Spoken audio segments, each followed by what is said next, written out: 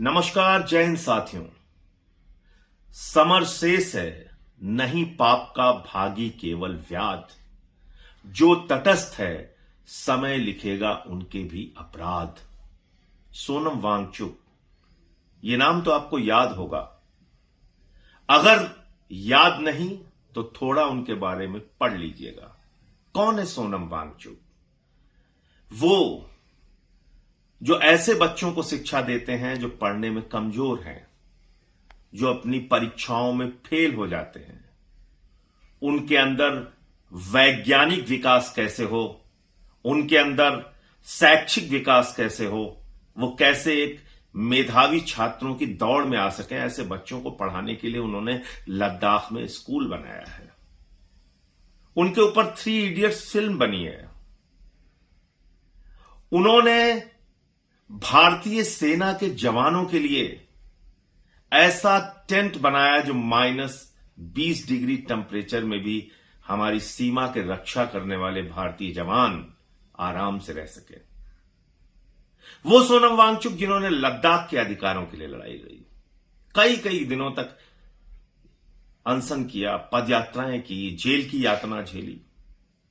आज वो सोनम वांगचुक जंतर मंतर पे बैठे हैं। पिछले 17 दिनों से आमरण अनशन पर बैठे हैं। उनकी हालत बिगड़ रही है, उनका वजन कम हो रहा है, लेकिन उनका हौसला कम नहीं हुआ।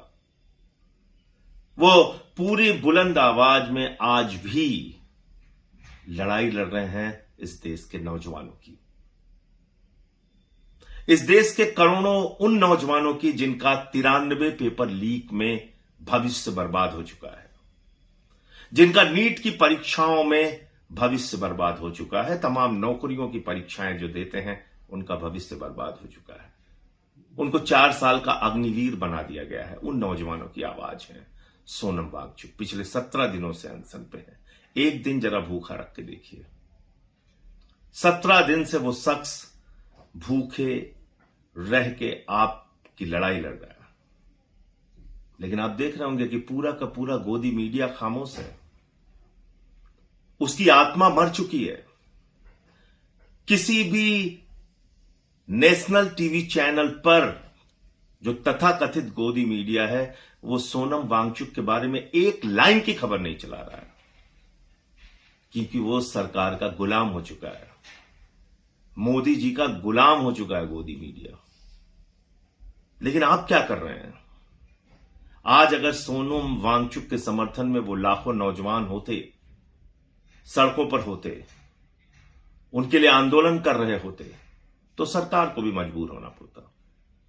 लेकिन सरकार जानती है, मोदी जी जानते हैं, ऐसे 17, 18 दिन, 20 दिन अनशन करके क्या होगा, जो होगा देखा जाएगा।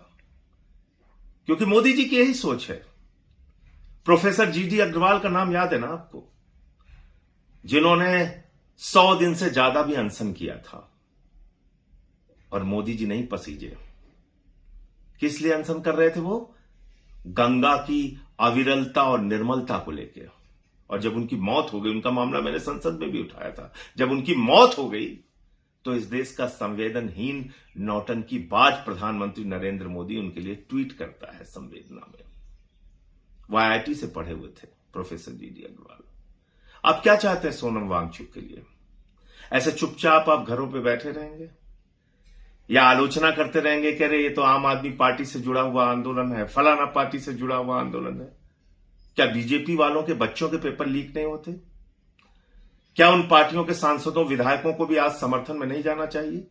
अपनी सरकार से, मोदी जी से नहीं कहना चाहिए बीजेपी के सांसद और विधायक से कि सोनम वांगचुक की सुनो, उनकी बात मानो?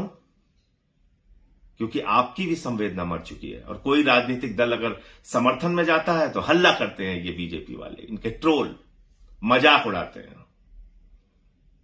अरे भाई, आम आदमी पार्टी अगर समर्थन में गई, मैं गया, हमारे पार्टी के तमाम और नेता गए, तो इसमें बुरा क्या है? यही तो आप नेताओं के लिए कहते हैं कि आप संवेदनशील हो, ऐसे मुद्दों पे बोलो, आवाज उठाओ। जॉन ब्रिटास CPM के गए, वहां पर दीपांकर भट्टाचार्य गए जो CPI-ML के हैं, वहां पे पुष्पेंद्र सरोज गए जो समाजवादी पार्टी से हैं, उद्धव ठाकरे जी ने अपना समर्थन जताया, तमाम नेता, अरविंद केजरीवाल जी अपना बार बार उनको समर्थन जताते हैं। तो मतलब खुद बोलना नहीं है, कोई बोलेगा तो उसकी आलोचना करना है, उसको ट्रोल करना है, उसको गालियां देना है, ये कौन सी राजनीति है? तो मैंने तो तय किया है कि 20 तारीख को पूरे उत्तर प्रदेश में जो आम आदमी पार्टी की यूनिट है वो हर जिले में सोनम वांगचुक के लिए उनके समर्थन में आंदोलन करेगी, प्रदर्शन करेगी। आपकी जो जिम्मेदारी है आप कीजिए, आपको ठीक लगता है तो कीजिए, नहीं लगता है तो ना कीजिए, क्योंकि मैं इस अपराध बोध के साथ नहीं जीना चाहता या नहीं रहना चाहता कि एक आदमी जो हमारी आपकी इस देश के भविष्य की, इस देश के करोड़ों नौजवानों की भविष्य की लड़ाई लड़ रहा था, हम उसका साथ नहीं दे पाए।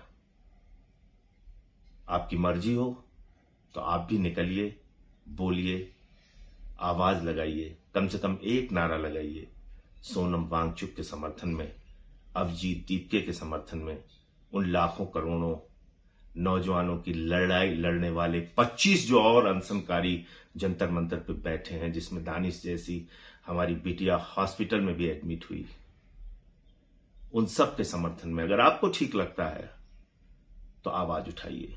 जय हिंद।